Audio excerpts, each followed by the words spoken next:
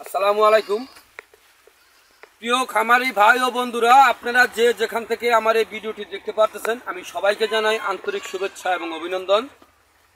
এই যে আজকে আমি আমার খামারি ভাইদের জন্য একটি ঘাসের সন্ধান দিচ্ছি। আমি এই যে দেখেন, এখানে যে গাছটা দেখতে পাচ্ছেন বিশাল বড় লম্বা হয়েছে। দেখেন আমি হাত জাগাচ্ছি, দেখেন, তারপর কি আমার হাতের উপরে কিন্তু পাতা। এটা হচ্ছে আপনার আমেরিকান গুয়াতিমালা ঘাস। এই ঘাসটা খুবই ভালো, উন্নত জাতের, উন্নত মানের ঘাস। তো আপনি মনে করেন কি এটা আমেরিকা থেকে আমাদের বাংলাদেশে এই জাতটা এসেছে। এখন বাংলাদেশে কিন্তু আমেরিকার ঘাস বাংলাদেশেও চাষ হচ্ছে, উন্নত দেশের উন্নত ঘাস। দেখেন এই যে ঘাসটা, এই ঘাসটা আপনার পাতা অনেক বেশি হয়ে থাকে। এই ঘাসটা দেখেন, পাতা প্রচুর পরিমাণে পাতা। দেখেন এই দেখেন পাতা প্রচুর পরিমাণে, শুধু পাতার পাতা। এই পাতার নিচে যেই ডগাটা রয়েছে, ডগাটা ভাঙলে আপনার অ্যালোভেরার মতো আপনার জেল বের হবে এই ঘাসটা থেকে। এই ঘাসটা আপনার খুবই ভালো, উন্নত জাতের, উন্নত মানের ঘাস। তো দেখেন এই ঘাসটা আপনি যে কোনো সময় রোপণ করতে পারেন। দেখেন এই ঘাসটা আমি বলবো রোপণ করলে কাটিংয়ের চাইতে আপনার চারা রোপণ করলে ভালো বেশি হয়। কাটিং রোপণ করলে আপনার অধিকাংশ কাটিং আপনার নষ্ট হয়ে যায়, আর চারা রোপণ করলে আপনার 100-এ 100 কিন্তু চারা আপনার টিকে যায়। তো এরকম ঘাস যদি আপনারা রোপণ করতে পারেন, যে আমি একটু স্যাম্পল হিসেবে আমি দেখাচ্ছি। ধরেন এই একটি ঝোপ, এই যে একটি ঝোপ, দেখেন এখানে কতগুলি ঘাস দেখতে পাচ্ছেন, এখানে কতগুলি ঘাস। এই ঘাসগুলো যদি আপনার, এই ঘাস যদি আপনি খাওয়াতে পারেন, তাহলে অবশ্যই আপনার খামারে আপনি সফলতা অর্জন করতে পারবেন, কিন্তু আপনার খামারে কখনো লস হবে না।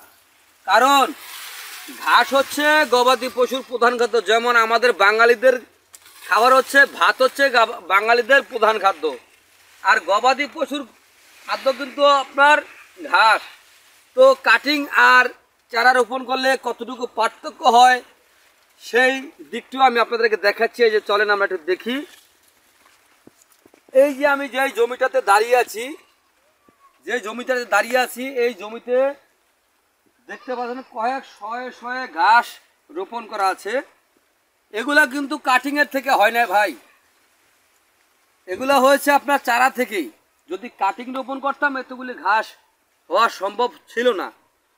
কারণ এই কাটিং আপনার 100 কাটিং রোপণ করলে প্রায় 50-60টার মতন কাটিং আপনার নষ্টই হয়ে যায়। আর চারা যদি রোপণ করেন আমরা 100-তে 100 টিকে ভাই, চারা নষ্ট হয় না।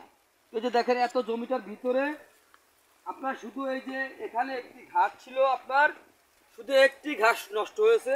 তো এখানে আবার একটি চারা নতুন করে রোপণ করে দিয়েছি এখানে, আর সবকটা চারা কিন্তু আমরা রয়েছে।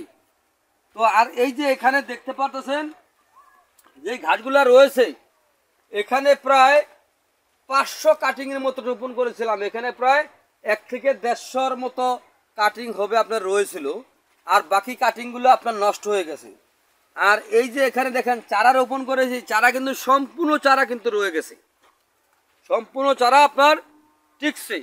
তো যদি আপনারা এরকম যদি ঘাসের যদি চাষ করতে চান, আমেরিকান গুয়াতিমালা ঘাস যদি চাষ করতে চান, তাহলে আমার স্ক্রিনে দেওয়া নাম্বারে যোগাযোগ করবেন।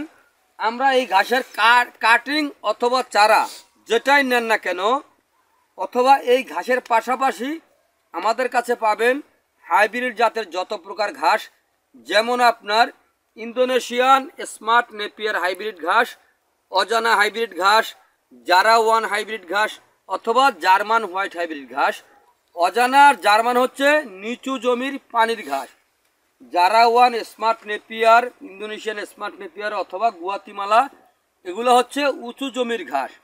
তো আপনারা কোন জমিতে কোন ঘাস রোপণ করবেন, কোন জমিটা আছে আপনার, সেটা আপনারাই ডিসাইড করবেন। তো তো আপনারা যে যেখান থেকে আমার এই ভিডিওটি দেখতে পারতেছেন, আপনারা সকলে ভালো থাকবেন, সুস্থ থাকবেন। আল্লাহ হাফেজ।